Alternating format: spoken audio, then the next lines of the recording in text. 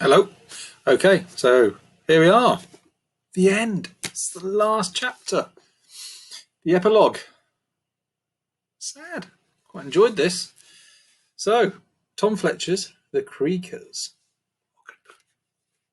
Tomorrow. Grunt, Guff, Scratch, and Sniff creep back into the wolb, dragging with them bags and bags of glorious Whiffington rubbish. Looks at all this mucky mess we've got, cheered Gruff. More than we've never snatched before, yelled Scratch. And we didn't have to do hardly any creaking, added Grunt, sounding quite amazed. All this disgusting garbage just sitting there for us to snatch, just like that, croaked Guff with rotten delight. All thanks to the kindling, said Sniff happily. Grunt stopped suddenly, causing the other creakers to bump into him. He turned and stared at Sniff, looking deep into his round black eyes. No creaker had ever said a nice word about a kindling before. They were so used to hiding from kindlings in the shadows beneath their beds, sneaking into their rooms, and creaking around their houses.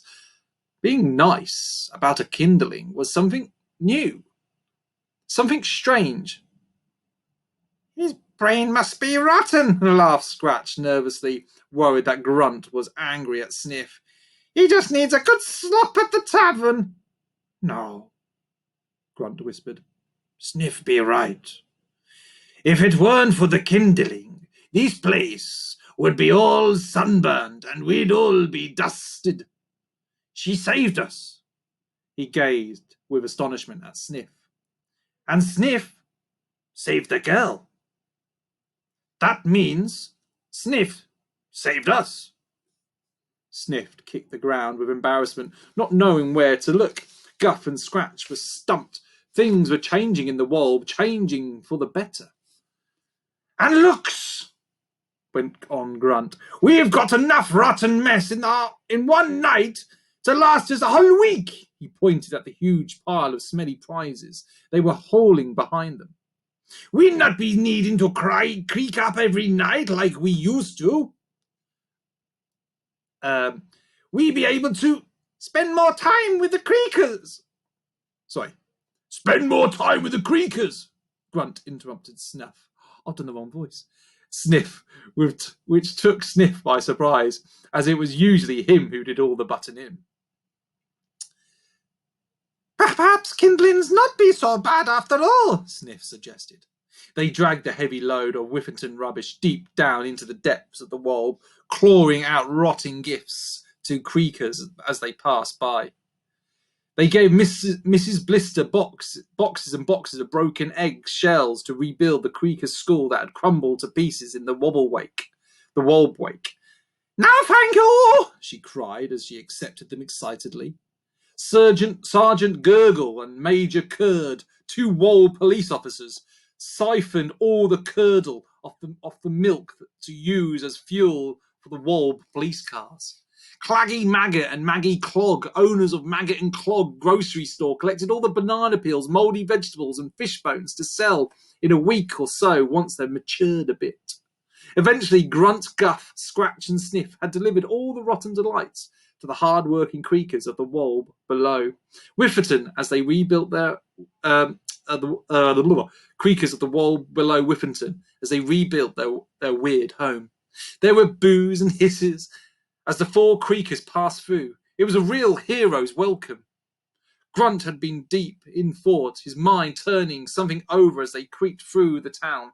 Suddenly, he leapt up onto a top of a heap of rot and motioned for the crowd that had gathered to quieten down. Fellow creakers, he bellowed, and the hundreds of slimy black creatures hushed and listened. We be starting a new time. We be rebuilding ourselves a new world. The crowd booed in agreement. Grunt continued. And this new world needs a new king. Silence fell. Grunt stood atop the pile, looking as powerful as a creaker could look. Grunt for king! Grunt for king! The crowd began chanting. Grunt held up his hand for silence, and silence fell again like magic. I would be honored to be your king, he croaked. And the crowd booed in celebration. But, added Grunt. The booing was instantly replaced by the confused whisper. But I think this new world needs a king with new ideas.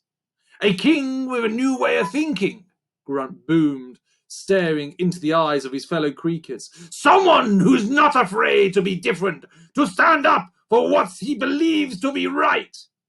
He turned and suddenly pointed his claw at a Creaker behind him. Someone like... Who do you think it might be? Sniff! Gasps erupted from the crowd as all eyes turned to the small boiled-covered Creaker standing in Grunt's shadow. Sniff dared to trust the kindling when no one else did. He dared to be different. It was Sniff what saved you, cried Grunt as he dropped to his knees and bowed his head to Sniff. There was a pause as hundreds of Creakers stared at this tinsy Creaker. Then one by one, they dropped to their knees and bowed in respect to their new leader. He was the one who helped them save Wolb. Sniff stared out at his disgusting kingdom and let out an exciting little Grunt announced. All hail his rottenness, King Sniff! Sniff blurted out, interrupting Grunt in utter belief. The Creakers had a new king. Well, that be it, said Grunt. Said Grunt, handing out the final scraps from the bottom of the last rubbish bag to Guff, Scratch, and King Sniff. Takes whatever's left home for your families.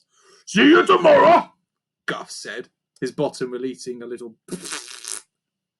No, not tomorrow. I think we'll be all right. Taking a little time off from creaking, Grunt smiled. That's if the king approves. Oh, yeah, Sniff stuttered, trying to get used to the whole king of the Creaker thing. With that, Grunt gave the three of them a little salute and left them standing in the twisted walled tunnel.